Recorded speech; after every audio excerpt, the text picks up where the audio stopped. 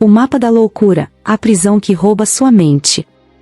Ele restaurava o passado em papel e tinta, um artesão de memórias alheias. Mas o mapa que aquela mulher trouxe não era de um lugar, e sim de uma prisão para a alma, e decifrá-lo poderia custar a sua própria sanidade. O ar no ateliê de Breno era denso com o cheiro de pergaminho antigo, fixadores químicos e a poeira de séculos que dançava nos feixes de luz oblíquos da janela. Era o seu santuário, um casulo de silêncio e ordem no coração caótico da cidade fictícia de Porto Sombrio.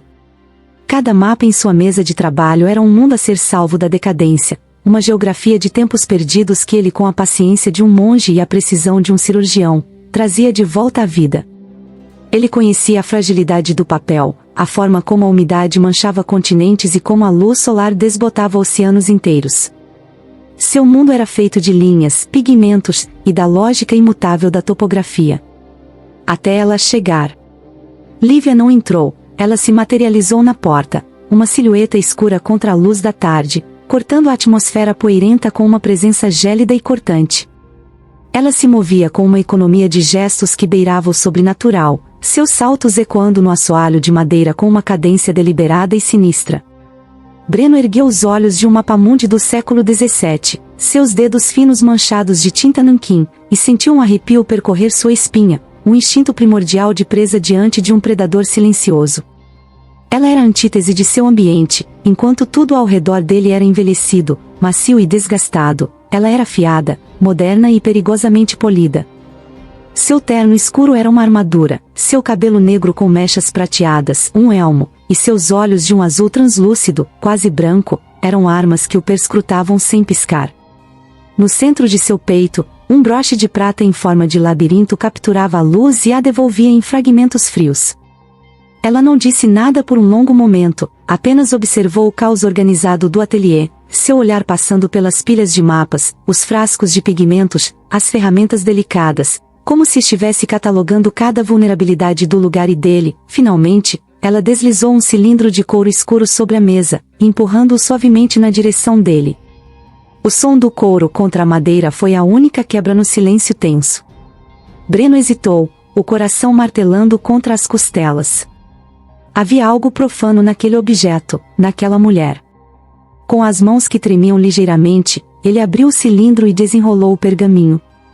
Não era um mapa de terras ou mares. Era a planta baixa de uma estrutura impossível, um pesadelo arquitetônico de corredores que se dobravam sobre si mesmos, salas sem portas, escadas que não levavam a lugar nenhum e pátios internos que pareciam projetados para capturar gritos. As anotações nas margens estavam em uma caligrafia esguia e febril, numa língua que ele não reconhecia, salpicada de símbolos que lembravam ao mesmo tempo geometria sagrada e diagramas de tortura. A tinta parecia estranhamente orgânica, de um vermelho acastanhado que o fez pensar em sangue seco. Ele sentiu uma náusea subir pela garganta. A tarefa que ela lhe propôs, com sua voz baixa e hipnótica, era tão bizarra quanto o objeto. Ela não queria uma restauração, mas uma clarificação. Ele deveria reforçar as linhas, tornar cada detalhe oculto visível, trazer à luz o que o tempo havia tentado apagar. O pagamento que ela ofereceu era astronômico, o suficiente para garantir a segurança de seu ateliê por uma década, mas o preço implícito parecia ser sua própria paz de espírito. Ele deveria ter recusado. Cada fibra de seu ser gritava para que ele enrolasse aquele mapa do inferno, o devolvesse à mulher gélida e a expulsasse de seu santuário. Mas a curiosidade, aquela coceira intelectual que era ao mesmo tempo sua maior virtude e sua falha mais profunda, o traiu. E havia o dinheiro, uma tentação concreta e pesada. Ele olhou para o labirinto de tinta e depois para os olhos de Lívia, sentindo-se já perdido em ambos. Ao aceitar, com um aceno quase imperceptível, ele não selou apenas um acordo comercial. Ele abriu uma porta para um lugar escuro, um lugar que não estava em nenhum mapa conhecido, e sentiu a maçaneta fria girar em sua mão, puxando-o para dentro. A mulher sorriu, um movimento mínimo e assustador dos lábios, e se retirou tão silenciosamente quanto chegou, deixando para trás o pergaminho amaldiçoado e um silêncio que agora parecia pesado, vigilante e cheio de segredos indecifráveis que aguardavam pacientemente para serem redescobertos e talvez libertados no mundo. Breno ficou sozinho, o cheiro sutil e metálico do perfume dela pairando no ar como um presságio, e a certeza crescente de que o mapa em sua mesa não era apenas papel e tinta, mas um portal. E ele acabara de dar o primeiro passo para atravessá-lo, sem saber o que o esperava do outro lado, naquela arquitetura de loucura e desespero que agora era sua responsabilidade decifrar, linha por linha, sombra por sombra, até que a verdade, por mais terrível que fosse, se tornasse tão clara e nítida quanto a ponta de seu pincel mais fino, mergulhado na escuridão que ele mesmo ajudaria a reavivar. O trabalho começou sob a luz solitária de sua luminária de mesa, um círculo de clareza em um oceano de escuridão que parecia se aprofundar a cada noite, engolindo os cantos de seu ateliê e as bordas de sua sanidade. Ele se tornou um prisioneiro voluntário daquele projeto, ignorando o mundo exterior, as chamadas não atendidas, as contas que se acumulavam. O mapa era seu único foco, seu sol negro. A cada linha que ele traçava, a cada pigmento que ele reavivava, a estrutura parecia ganhar vida própria, pulsando com uma energia maligna sob seus dedos. Ele começou a sonhar com os corredores, a sentir o frio das paredes de pedra imaginárias, a ouvir ecos de passos que não eram os seus.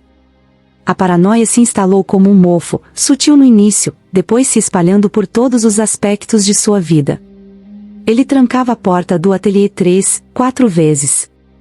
Cobria o mapa com um pano preto quando não estava trabalhando nele, como se seus olhos pudessem contaminá-lo.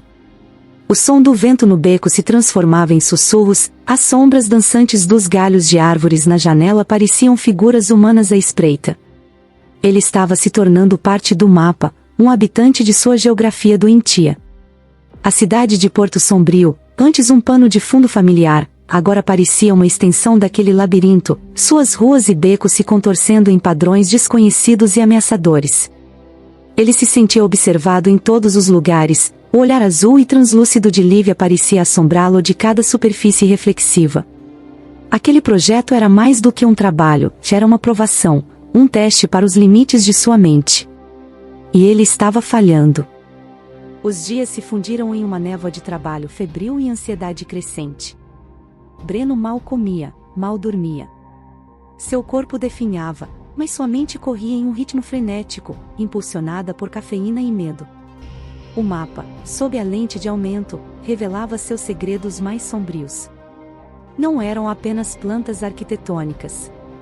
Eram diagramas de controle. Ele descobriu camadas ocultas sob o gesso original do pergaminho, finas como teias de aranha, que mostravam rotas de patrulha, campos de visão de pontos de observação invisíveis e notas sobre a acústica dos corredores, projetadas para amplificar o som do sofrimento.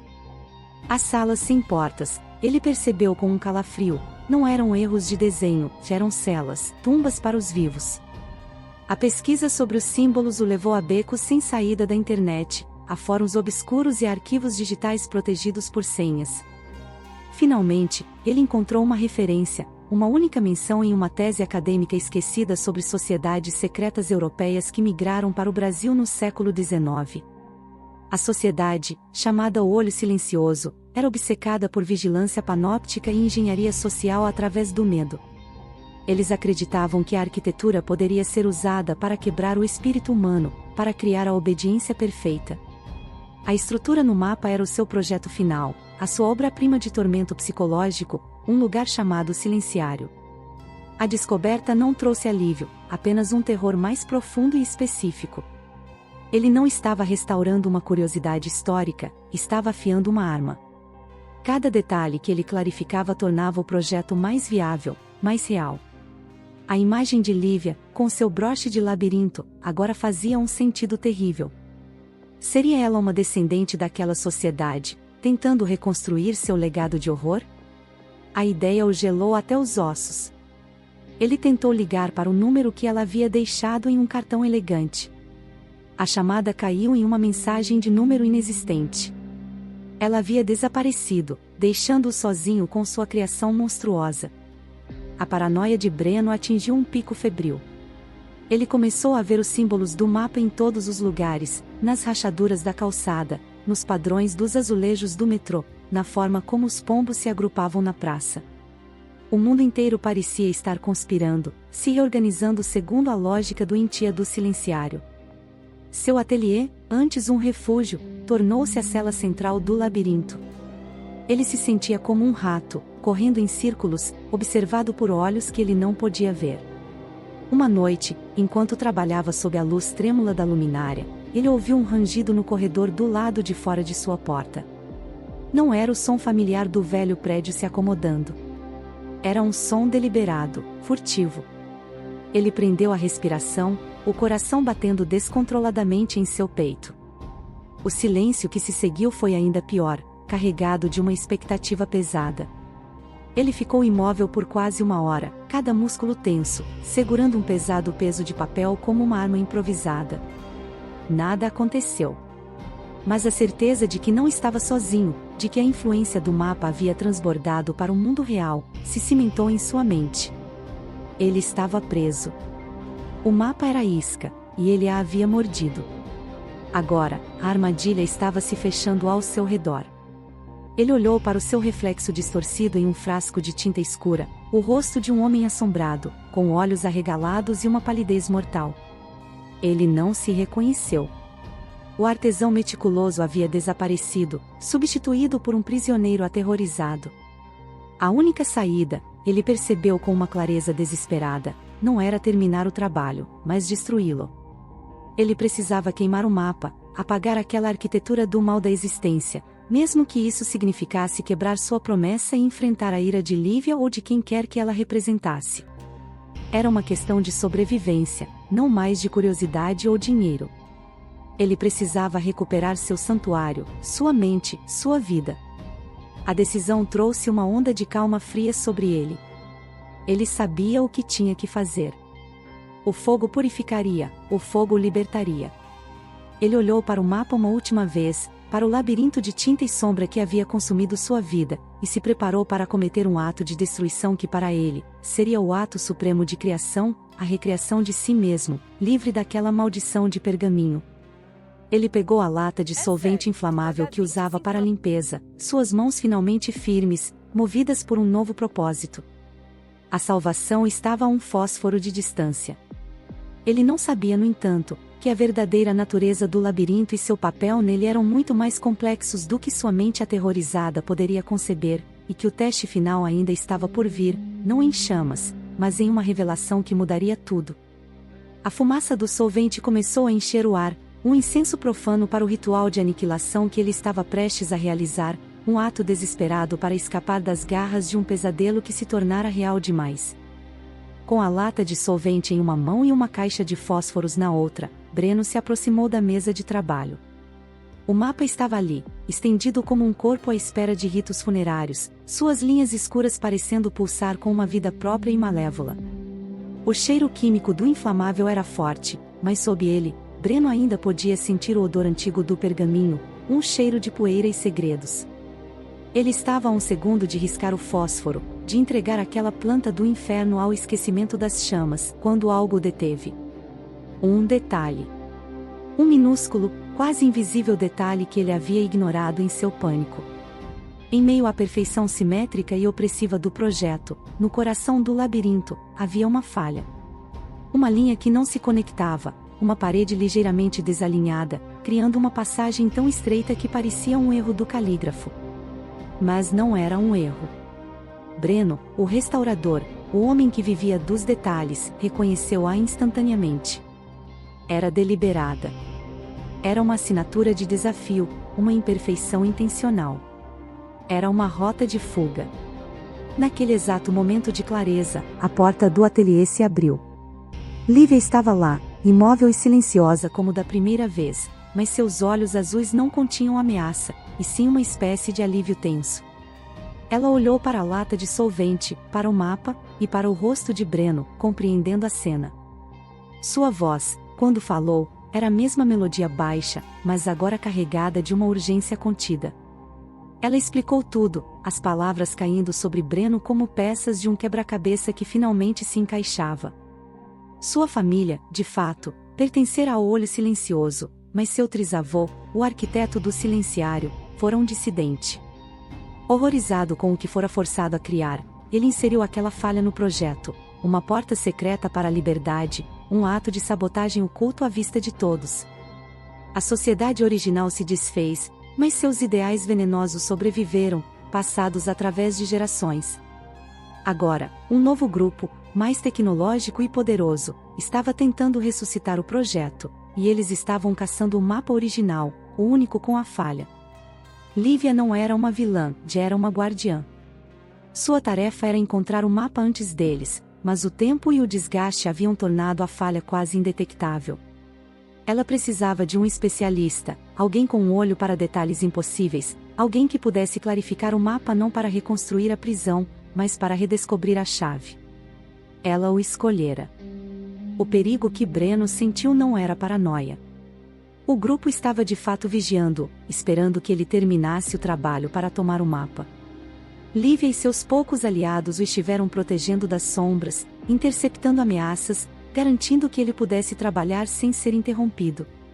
O rangido no corredor não fora um inimigo, mas um de seus guardiões verificando o perímetro. O trabalho de Breno não havia afiado uma arma, ele havia revelado sua única vulnerabilidade. Ele havia redescoberto a esperança no coração do desespero. Lívia pegou o mapa com uma reverência quase religiosa. Ela também pegou os esboços que Breno havia feito da falha, uma cópia de segurança daquela pequena e gloriosa imperfeição. Com aquela prova, ela poderia expor e desmantelar um novo grupo de dentro para fora. A batalha não estava terminada, mas a guerra havia virado a seu favor. Ela transferiu para a conta de Breno não apenas o valor combinado, mas uma quantia muito maior, uma compensação por seu terror, um pagamento por sua coragem involuntária. Ela o agradeceu, e em seus olhos de gelo, Breno viu um lampejo de genuína e profunda gratidão. Então, tão silenciosamente quanto chegou, ela se foi, levando consigo o labirinto de tinta e sombra, deixando para trás um silêncio que pela primeira vez em semanas, era pacífico e limpo. Breno ficou parado no meio de seu ateliê, o cheiro de solvente ainda no ar, mas agora parecia um perfume de purificação. Ele caminhou até a janela e a abriu, deixando o ar fresco da noite entrar e limpar os últimos vestígios do medo. Lá fora, as luzes de Porto Sombrio cintilavam, não mais como uma teia ameaçadora, mas como uma constelação de vidas individuais, de histórias, de almas que sem saber, deviam sua contínua liberdade a um detalhe minúsculo em um mapa antigo e ao olho treinado de um homem que quase se perdeu na escuridão para encontrar a luz. Ele olhou para suas mãos, ainda manchadas de tinta, e sorriu. Elas não eram apenas as mãos de um artesão. Eram as mãos que haviam ajudado a desarmar uma prisão de almas. Ele estava exausto, mas inteiro. Assombrado, mas livre. E pela primeira vez, sentiu que seu trabalho meticuloso e solitário havia tocado o mundo de uma forma profunda e significativa. Ele havia restaurado mais do que um mapa, ele havia ajudado a restaurar uma promessa de liberdade.